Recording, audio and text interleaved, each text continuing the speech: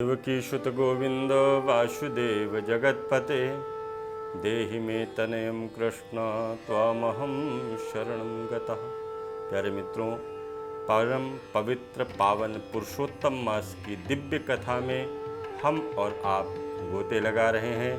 आज भगवान की उस दिव्य कथा में हम लोग प्रवेश करने जा रहे हैं। वही उग्रदेव जी ने मणिग्रीव का समस्त प्रकार से कल्याण किया, क्योंकि ब्राह्मण हैं और ब्राह्मण सदैव भक्त के कल्याण को करते हैं। हे ब्राह्मण, मणिग्रीव जी कहते हैं कि हे ब्राह्मण, उस समय मुझ पाप युक्त पर आपने अनुग्रह जो किए हैं, ये भी मेरे किसी जन्म के पूर्व जन्म के संस्कार होंगे, जो आप वहाँ पर अचेत अवस्था में पड़े। मैंने आपको उठा करके अपनी कुटिया में ले जा करके आपको जल इत्यादि दे करके चेतन अवस्था में लाने का प्रयास किया, और आपने मेरे समस्त प्रकार के दुखों को दूर करने का वरदान दिया। दरिद्रता क्षण में नष्ट हो जाए, मैं अतुल वैभव को प्राप्त करूं। हे महाराज, मैं यही चाहता हूं और मेरे कष्ट को आप दूर करें। उग्रदेव जी बोले, हे महाभाग, तुम कृतार्थ हुए। जो तुमने मेरा आतिथ्य सत्कार किया, इसी से तुम्हारा कल्याण होगा। बिना व्रत, बिना तीर्थ के, बिना दान के, बिना परिश्रम के तेरा यह दारिद्र्य नष्ट हो जाएगा। न तुझे तीर्थ जाने की जरूरत है, न दान करने की जरूरत है, न यज्ञ करने की जरूरत है। उससे किसी भी कर्म को करने की जरूरत नहीं है। तेरा ये जो कष्ट है ये दूर हो जाएगा। मैंने ऐसा ही निश्चय किया है। इस मास के आगे 3 महीने के बाद में एक मास आएगा जो पुरुषोत्तम मास के नाम से जाना जाएगा। इसलिए तुम दोनों स्त्री और पुरुष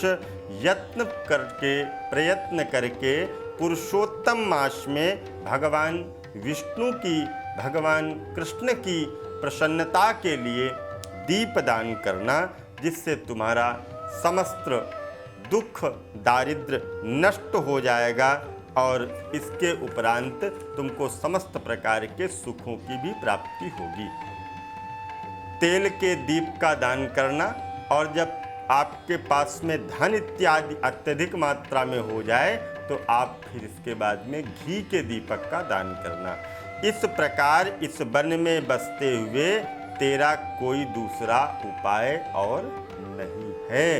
तुम इस वन में रह रहे हो तो तुमको केवल यही एक उपाय करना है।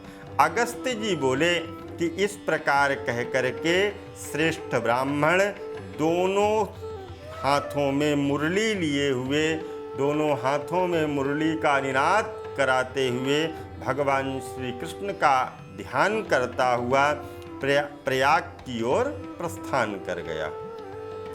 2 महीने व्यतीत होने के बाद में जब तीसरा महीना आया तो प्यारे वो महीना पुरुषोत्तम मास का आया।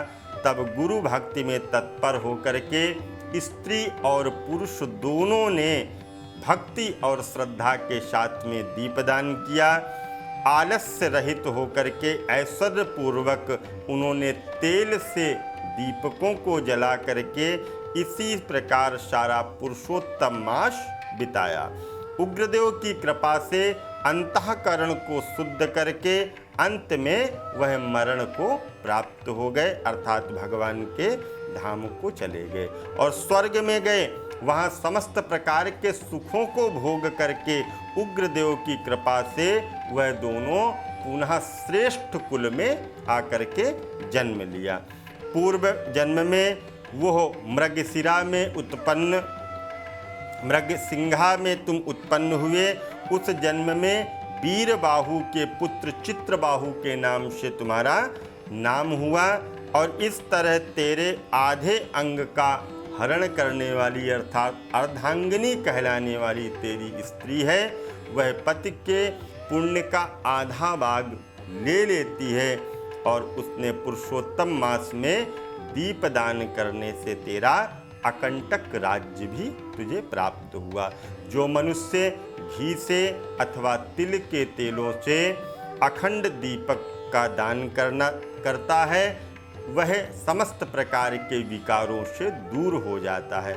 पुरुषोत्तम मास के दीपक का ऐसा ही फल होता है, इसमें संशय नहीं है। उपवास इत्यादि में पुरुषोत्तम मास का व्रत करें तो फिर क्या कहना है। वाल्मीकि जी बोले, इस प्रकार अगस्त्य जी राजा चित्रबाहु के पूर्व जन्म की कथा को कहकर सत्कार को प्राप्त करते हुए और समस्त प्रकार से आशीर्वाद दे करके वहाँ से चले गए। तो हमने आपको आज की कथा में बताया कि दीपदान का क्या महत्व होता है, और सामर्थ्य हो तो घी के दीपक का दान करें, घी के दीपक को जलाएं। सामर्थ्य नहीं है तो तिल के तेल के दीपक को आपको जलाना चाहिए। भगवान प्रसन्न होते हैं, समस्त प्रकार की कामनाओं की पूर्ति करते हैं। तो मिलते हैं फिर आगे की इस दिव्य कथा में। तब तक के लिए दीजिए आप हमको इजाज़त। जय माता दी, जय माँ गंगा।